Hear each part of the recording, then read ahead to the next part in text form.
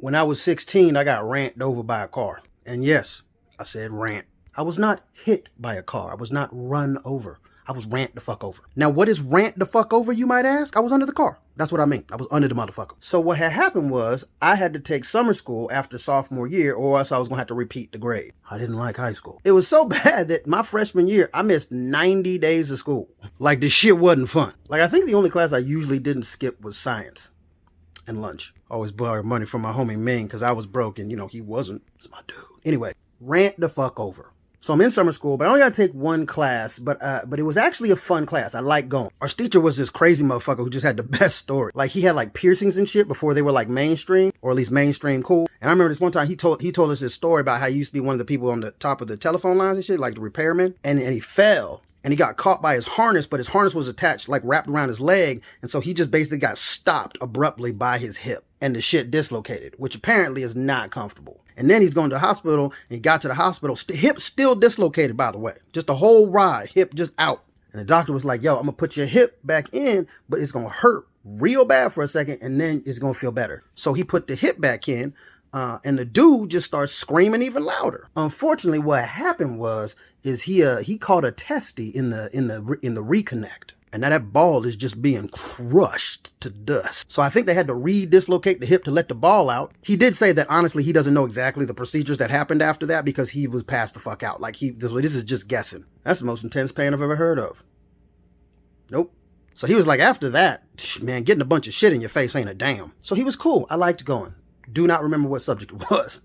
Anyway, one day I'm late for class. Now, I only live like a mile and a half away from the school, so usually I just walk it or ride my bike. But I didn't have a bike anymore because I think I broke it. It was a Huffy. So sometimes I would take my mom's beach cruiser. Remember, we from Florida. And this is why I was living in Washington State. But my mom didn't like me taking a bike because I would never put it back where I found it because I was a raggedy ass child. So she had specifically told me not to take her bike. All right, I ain't gonna take your bike. So while I was riding her bike home from school that day, I'm coming home. I'm right by the street that we turned to get onto our street. I'm like a block and a half away from my house. But where the bike lane is on the street, there's just trees the whole way down, right in front of everybody's driveway. So you just can't. It's a blind exit on the drive. I had a Walkman and I had some raggedy ass headphones on. I was listening to Shy. The very first time I saw your brown eyes, y'all said hello and I said hi. I love Shy. I knew right then you were the one. And just out of nowhere, kablam! I get hit with an SUV out the driveway like he's leaving a crime scene. Bike gets ran over by the car. My leg gets trapped under the car in the front. Here's a visual leg. So this is my leg, this is my foot, and this is my knee where it kinked up. This is the SU fuck ass V.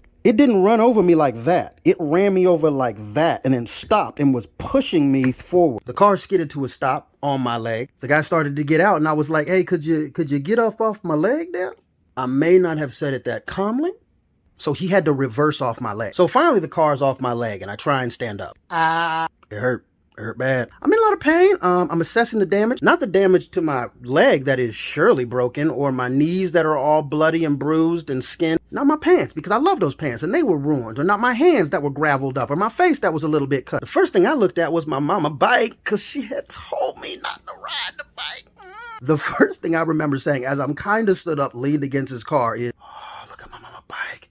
She gonna kill me. The dude is freaking out. Some girl comes out of one of the houses and she's like, should I call the ambulance? And he's like, yeah. And I'm like, no, mom can't find out. Just give me a moment to think. Oh, I kind of try and pick up the bike and I start to go because I'm right next to my house, right? I can't walk. So I'm like, hey, my ankle really hurt. Can you drive me home? I'm right around the corner. And he's like, I don't think I should. I think you have to go to the hospital. And I'm like, no, man, I'm fine. I'm cool.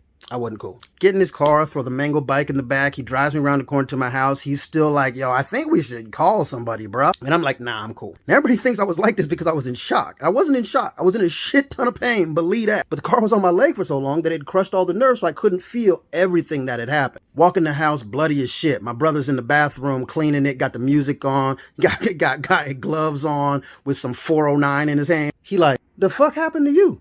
I got hit by a car. No, you didn't. Nigga, look at my knees. So we kind of laughing about it. He's like, man, go sit down. I'm going to get some shit. The pain starts to increase, and I start complaining about my ankle be hurting. And I was like, yo, man, you got to help me take off these shoes. My ankle is killing me. So he's trying to help me take them off, and he can't do it because it just hurts too goddamn much. So he goes and gets a knife, and he cuts off my shoes, which pissed me off because they were BKs, y'all. That's name brand. I don't get name brand that often. Anyway, he cuts off my shoe, looks at my ankle, stands up, says, don't look at it, and goes to the phone. Obviously, I looked at it, which I should not have did. So I don't know how this happened. I don't know what did it, but there is a hole about that big around all the way down to the bone in my ankle. Like you can just look in and see my bone, and there's bone chips and gravel all mixed together and blood and a little bit of skin, but it's just gone. He gets on the phone, calls my mom. My mom doesn't pick up because she's a therapist and she's in the middle of a session. So he calls the ambulance. I said what I said. Ambulance shows up.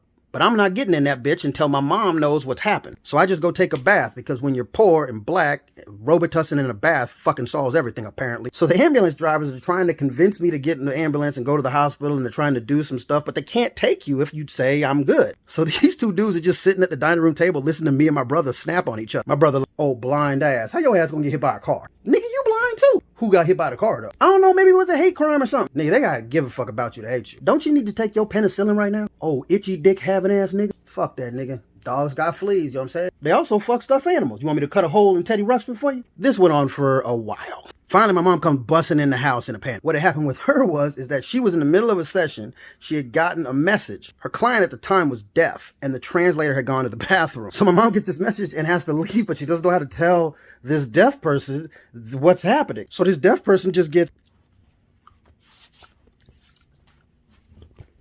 So, anyway, still didn't get in the ambulance. Got the back of my mom's car and we drove behind the ambulance to the hospital. Get to the hospital, I'm in the emergency room, doctor starts to look over my ankle. Unfortunately, the doctor happened to be one of my mom's clients. So he's trying to talk to my mom about his shit while I'm on the fucking gurney. My brother's poking it, talking about, does that hurt? Yeah. The doctor's like, what I should do about my wife though? And the child is still acting up. Finally, my mom's like, can you shut the fuck up and deal with my son? How about that? So end up, the ankle wasn't broken. I mean, it wasn't fractured. There were broken bones, but it was like bone chips and shit like that. But they couldn't put a cast on it or even stitch it up because there was no skin to stitch. It was just an open wound. So I would have to periodically get it cleaned out, which was never, oh my damn. I came within about a week and a half to getting my leg amputated because they were like, if it gets gangrene, we have to take it. And it was almost that point until the doctor basically, I went in one time and she took a Q-tip, a long ass Q-tip with peroxide and some other shit on it, and just scraped everything out in my ankle, like right in the wound though. When I tell y'all it's the most pain I've ever been in my entire life, I'm not even kind of exaggerating. It was that might even been the last time till this year that I went back to the doctor voluntarily. Did not have my leg amputated, do have permanent damage. Fuck my brother for poking my shit. Fuck the doctor for not doing his job. Sorry for the ambulance driver who had to go through that. Sorry, I don't know if y'all knew I was black and it was just a white dude in the black. I don't know what y'all thought or knew, but sorry. But I still had a good 4th of July on crutches. I just rolled out of the way once I lit the firework. And then that's the time I got ranted over by a car, y'all. Strangely enough, that story actually leads into the second time I got set on fire. So, next time.